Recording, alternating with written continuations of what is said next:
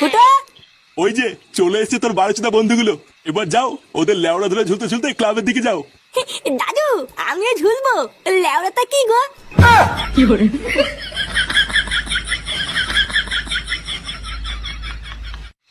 দেখেছিস বাস্তবকে সেই থেকে ডাকছি আর ও কোনো সাড়াই দিচ্ছে না। হ্যাঁ গো পল্টুদা, তাই তো দেখছি। একই রে, তোরা এই সন্ধ্যাবেলায় লেওড়া ওই দিককার কোনো খবর পেয়েছিস নাকি? খবর কই না তো। কেন, ওইদিকে আবার কি হয়েছে?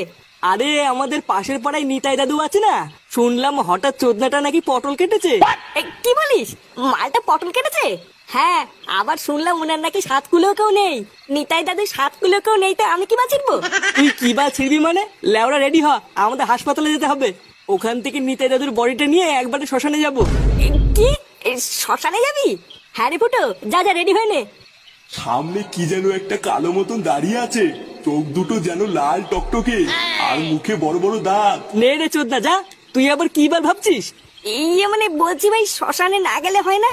আসলে আজকে আমার পেটের অবস্থা খুব একটা ভালো নেই। মানে যেখানে সেখানে পক করে বেরিয়ে যাচ্ছে, বুঝলি তো? এই মেরেছে পল্টুদা, ফুটো না গেলে কি করে হবে? আরে তুই অত চাপ নিতিস কেন? ওর যদি অতই সমস্যা হয় তাহলে ওর কোনো কাজ করা লাগবে না। ও না হয় লেওড়া শুধু পিছন পিছনে খই ছিটাবে।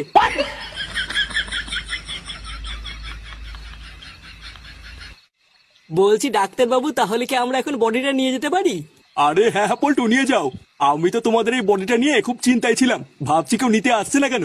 তারপরে তো আমার খুব ভালো লাগছে যে এখন তোমরা নিজেরা এসছো বডিটা নিতে। আরে না না ডাক্তার বাবু, তেমন কিছু না। আসলে নিতাই দাদু গরিব মানুষ তো, তাই আমরা বালছেড়ে ক্লাবের পক্ষ থেকে পাশে থাকার চেষ্টা করছি। বাহ, কি উচ্চ বিচার তোমাদের। সত্যি তোমাদেরকে যত দেখি তত অবাক হই। আচ্ছা ডাক্তার বাবু, তাহলে আমরা এখন যাই।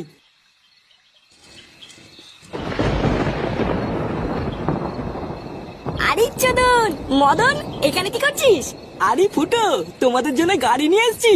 কেন রে ভোদা, তুই হঠাৎ গাড়ি আনতে গেলি কেন? আর বলো না পল্টু, যে গাড়িওয়ালা আসার কথা তার হঠাৎ শরীরটা খারাপ হয়ে গেছে। তার উপরে আবার বাইরে আবহাওয়া ভালো না, প্রচন্ড মেঘ করেছে। তাই আমি আর কালু দুজন মিলে গাড়ি নিয়ে এসেছি।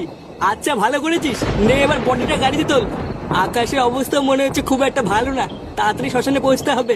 নে নে, দেরি করিস না।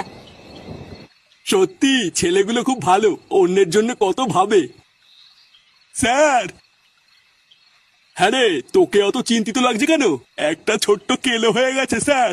কেলো হয়ে গেছে মানে কি হয়েছে? ওই হার্টবিট মাপার যন্ত্রটা আছে না, যেটা দিয়ে দেখে মানুষ বেঁচে আছে না মরে গেছে। হ্যাঁ তো কি হয়েছে, এত চিন্তা করছিস কেন? ওটা না খারাপ হয়ে গেছে স্যার। কি খারাপ হয়ে গেছে মানে? বাঞ্চত কি বলছিস এসব? চোরের বাচ্চা, তাহলে কি এখন ওই রুগীটা বেঁচে আছে নাকি? লেওড়া চুলো দেখছিস কি? তাড়াতাড়ি যা, ওদেরকে আটকা।